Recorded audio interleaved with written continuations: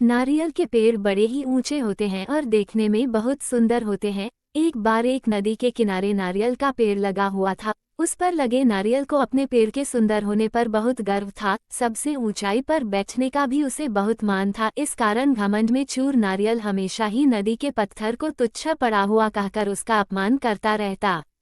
एक बार एक शिल्पकार उस पत्थर को लेकर बैठ गया और उसे तराशने के लिए उस पर तरह तरह से प्रहार करने लगा। ये देख नारियल को और अधिक आनंद आ गया। उसने कहा, ए पत्थर, तेरी भी क्या जिंदगी है। पहले उस नदी में पड़ा रहकर इधर उधर टकराया करता था और बाहर आने पर मनुष्य के पैरों तले रौंदा जाता था, और आज तो हद ही हो गई। ये शिल्पी तुझे हर तरफ से चोट मार रहा है और तू पड़ा देख रहा है। अरे, अपमान की भी सीमा होती है। कैसी तुच्छ जिंदगी जी रहा है। मुझे देख कितने शान से इस ऊंचे वृक्ष पर बैठता हूँ। पत्थर ने उसकी बातों पर ध्यान ही नहीं दिया। नारियल रोज इसी तरह पत्थर को अपमानित करता रहता।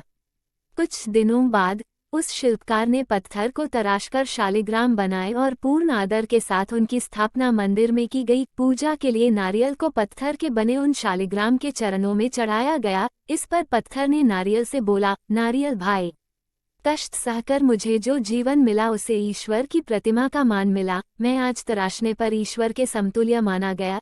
जो सदैव अपने कर्म करते हैं वे आदर के पात्र बनते हैं, लेकिन जो अहंकार घमंड का भार लिए घूमते हैं वो नीचे आ गिरते हैं। ईश्वर के लिए समर्पण का महत्व है, घमंड का नहीं। पूरी बात नारियल ने सिर झुकाकर स्वीकार की, जिस पर नदी बोली, इसे ही कहते हैं घमंडी का सिर नीचा।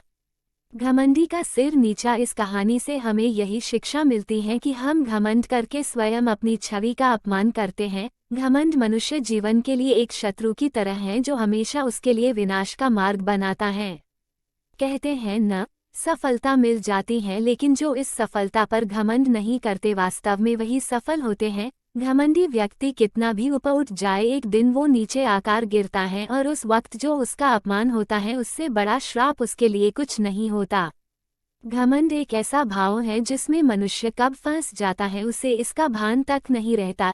इसलिए सदैव अपने जीवन का अवलोकन करना चाहिए। अपने आप को कटघरे में खड़ा कर खुद अपनी करनी, अपने बोले हुए शब्दों का निष्पक्ष न्याय करना चाहिए। और अगर आप खुद को दोषी पाते हैं तो गलती को स्वीकार करें और समय रहते उस गलती के लिए क्षमा मांगे।